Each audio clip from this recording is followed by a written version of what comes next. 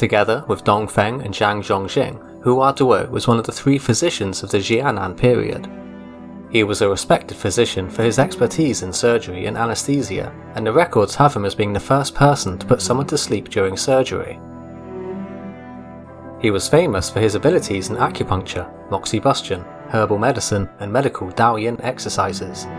He also developed his own exercise routine by studying the movements of the tiger, deer, bear, ape and crane, which he called the Wu Qin Shi, exercise of the 5 animals. The surname Hua literally means magnificent, while the uncommon given name Duo means hunchback or steep hill. His courtesy name was Yuan Hua, meaning primal transformation, and he was also known as Hua Fu, with Fu meaning apply, as in to apply a medicine. Hailing from Chiao County and Pei Commandery, Hua Tuo studied the classics throughout Shou province. The dates of his birth and death are uncertain, but one estimate puts it at 145 to 208. After he had come of age, he refused numerous employment offers from various officials, such as Chen and chose to practice medicine instead. He has been described as many hundred years ahead of his time in medical knowledge and practice, and at the time he was described as resembling a Taoist immortal. Hua Tuo mastered the technique for nourishing one's nature. Although his fellows thought he was 100 years old, he still looked hale and hardy. Wu Pe of Guangling and Fan A of Pengchang both studied with Hua Tuo, becoming his disciples. Using his techniques, Wu Pe cured many local people. Hua Tuo had explained to him, the human body needs exertion, but it shouldn't be pushed to the limit. Movement of the limbs facilitates the absorption of nutrients from food and enables the blood in the arteries to flow freely, preventing sickness from occurring. It's like a door pivot that never decays from bugs or worms because of the constant opening and closing. This is why when the ancients practiced guiding breath through the channels of their body, they strode like a bear and turned their head backwards like an owl.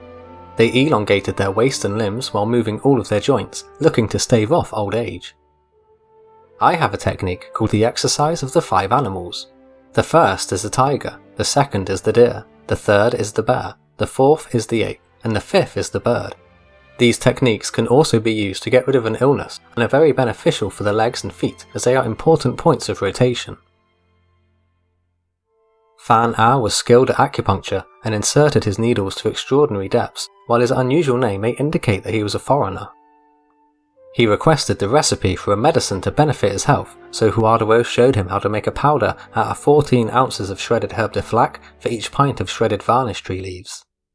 If one takes a long course of this medicine, it will get rid of 3 types of parasites, benefit the 5 main internal organs, make your body nimble, and prevent your hair from turning white. Hua Tuo was so highly skilled in prescribing medicines, curing illnesses and preparing mixtures with only a few ingredients that he could divide and compound to the right proportions by eye, and didn't have to weigh the ingredients to his medicines. Once the decoction was boiled thoroughly, it could be drunk, where Hua Tuo would tell the patient how to take the medicine before he took his leave, after which the patient's condition would promptly improve. The records of the 3 kingdoms and the Book of Han both credit him as creating an anaesthetic powder, however no written evidence has been found, so it remains a mystery. His Mephiza numbing boiling powder decoction was dissolved in wine, but his prescription for the liquor has been lost or destroyed along with all of his writings. His innovative mixture is literally called cannabis boiling powder and was supposedly used on his patients during surgery. Some speculate it was made from nightshade, hashish or even blue rocket. Some scholars believe that he was responsible for the development of pressure points used in martial arts. If he employed moxibustion, a type of heat therapy in which a herb is burned above the skin to stimulate acupuncture, he would only burn punk in 1 or 2 places. In each of these places, he only made 7 or 8 cauterizations, to which the disease would rapidly respond during the process of healing. When he used acupuncture, it was also only in 1 or 2 places. He set up the position of the needle and instructed, "I'm going to guide the needle to the pressure point. When you feel it reach there, tell me."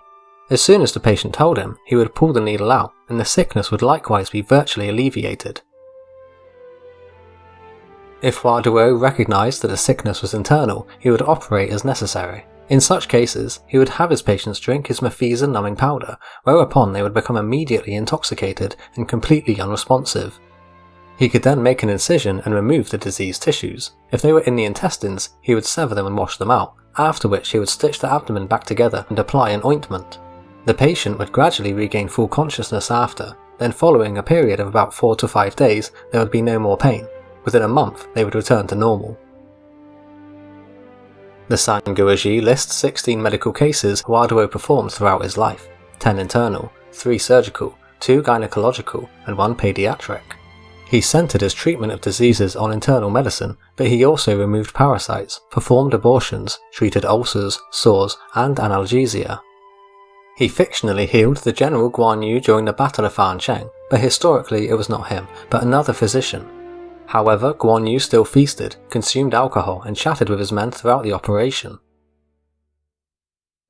The governor of Guangling, Chen, once had an illness which caused his face to turn red and he lost his appetite for food.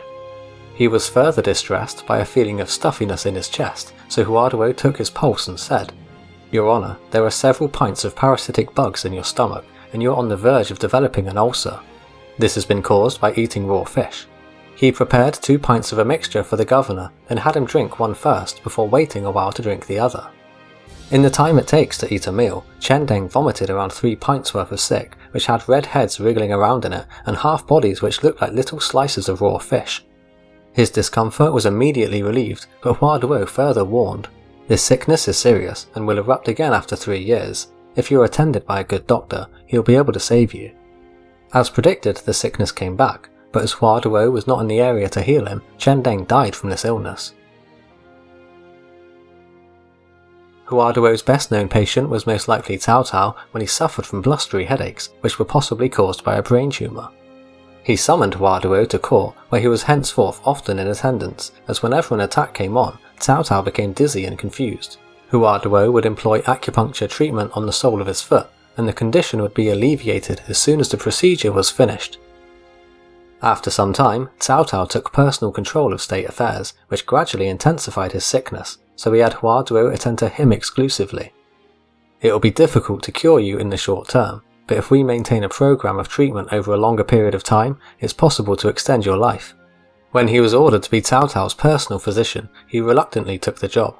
He was originally a scholar and often resented the fact that he was looked upon only as a doctor. In order to avoid treating Cao Cao, he repeatedly made excuses that his wife was ill.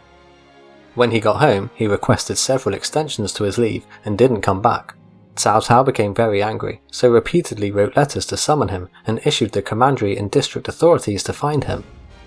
Men were sent to go investigate and escort him back. Only if his wife was really sick was he to be rewarded with a lenient date to return. When Hua Tuo's deception was discovered, he was arrested, then handed over to a prison in Xuchang. After his interrogation, he confessed his guilt, but Shunya pleaded for mercy on his behalf.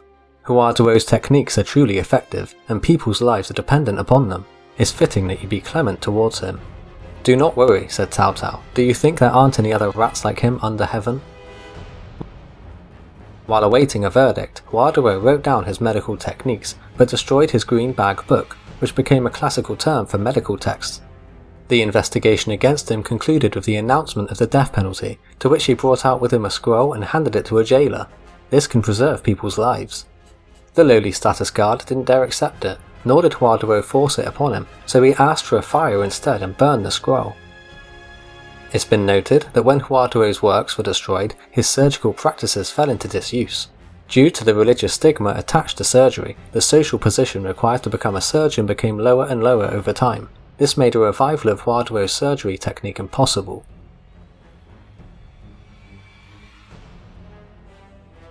When Cao Cao's child prodigy Cao Chong died from illness in 208, he deeply regretted executing Hua Tuo. "I regret having put him to death and causing my son to die in vain. My blustery headaches have not gone away, and Hua Tuo could have cured me. Unfortunately, he prolonged my illness through his selfish acts, so even if I kept him alive, he would never actually eradicate my sickness."